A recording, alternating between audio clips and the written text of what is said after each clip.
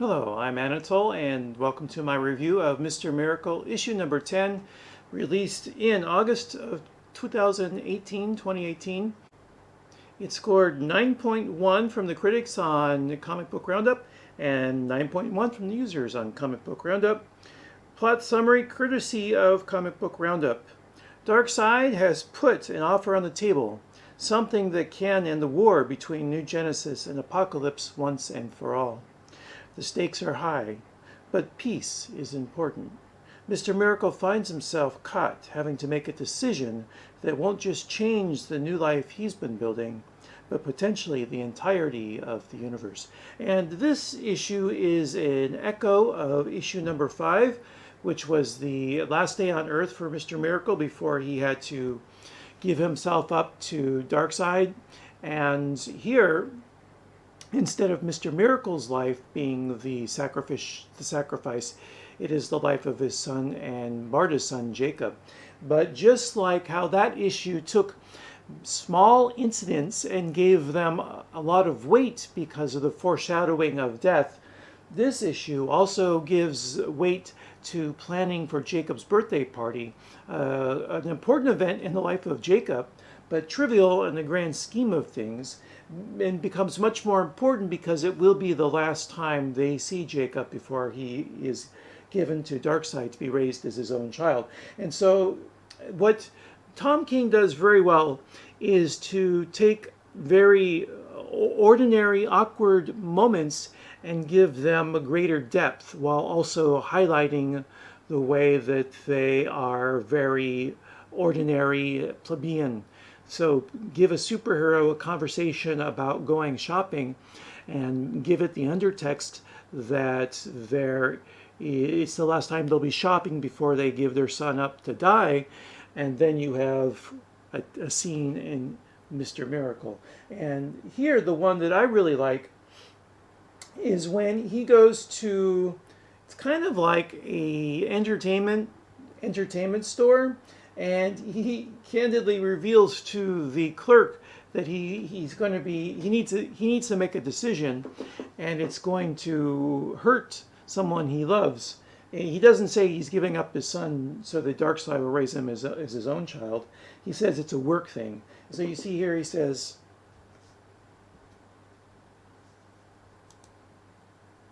"Can I ask you something?"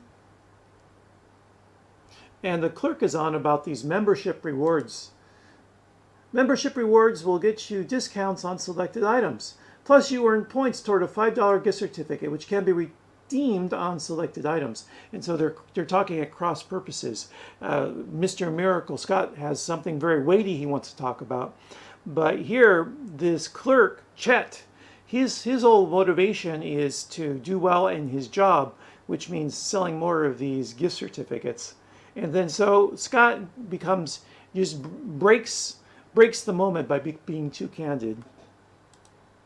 "There's this war I'm losing. Billions are going to die. I can stop it, even win it, really, but I have to surrender my only son." And the clerk's reply is, "Oh, okay." What else are you going to say? None of us are qualified.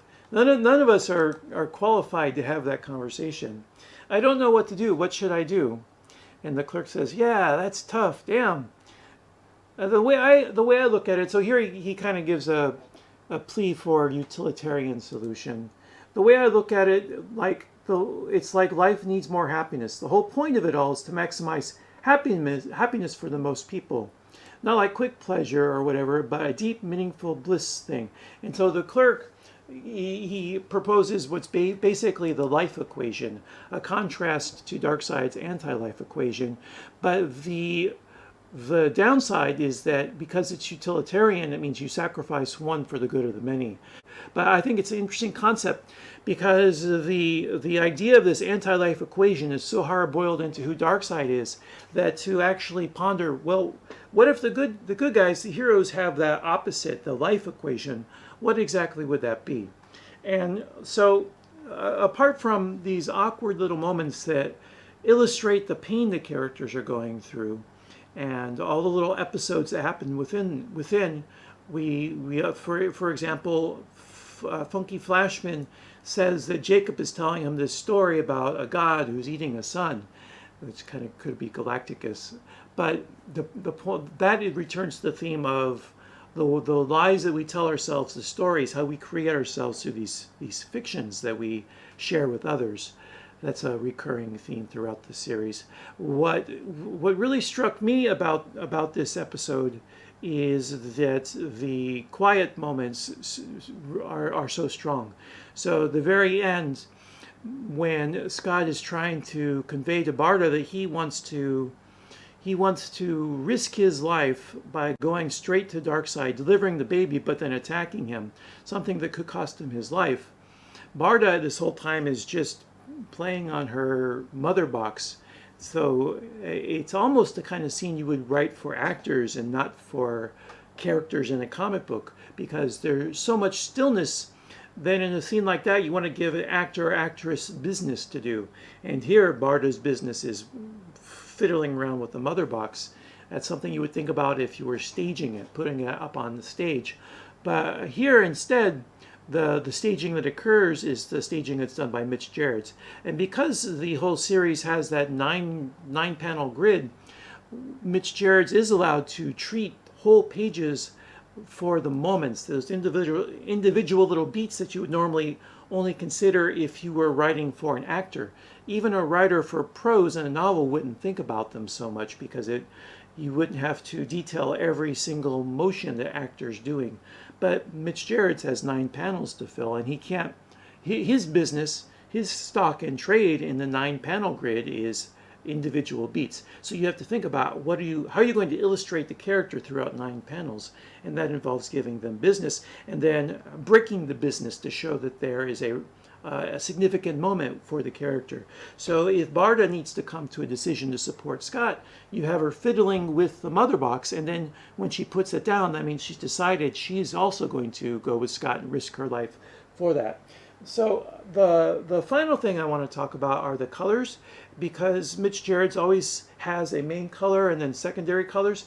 And one of the opening scenes of the issue is Scott getting together with his JLA buddies, Blue Beetle and Booster Gold, and having a drink or two. And we get a lot of their dialogue with a shot on just, I guess, a shot of whiskey, the yellow drink there, but yellow is also the color of Booster Gold. So then these colors, which he actually specifically references, Scott Free does, I just need a color.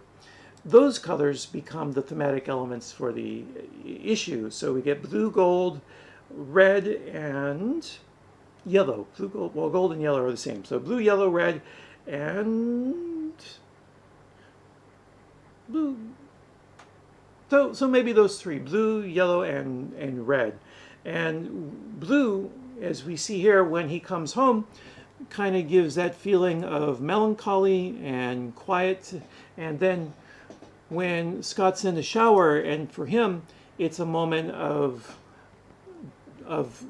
grief because of the idea that he has to give up his son to Darkseid to raise. So you get this shot of Scott taking a shower, and it's just not going to show up. The lighting is too strong, so the image won't appear. But you get to see Scott's butt. But so blue is used for this theme of loneliness and nighttime. And then when we get to the daytime, things are yellow, and this is the scene where Booster's getting the cake done.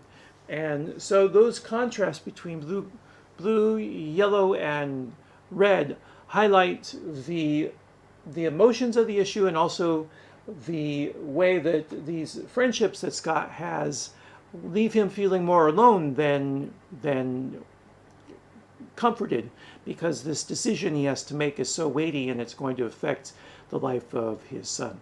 So that's my take on issue number 10. We're nearing the end. Finally, 2 more issues to go and then we're done.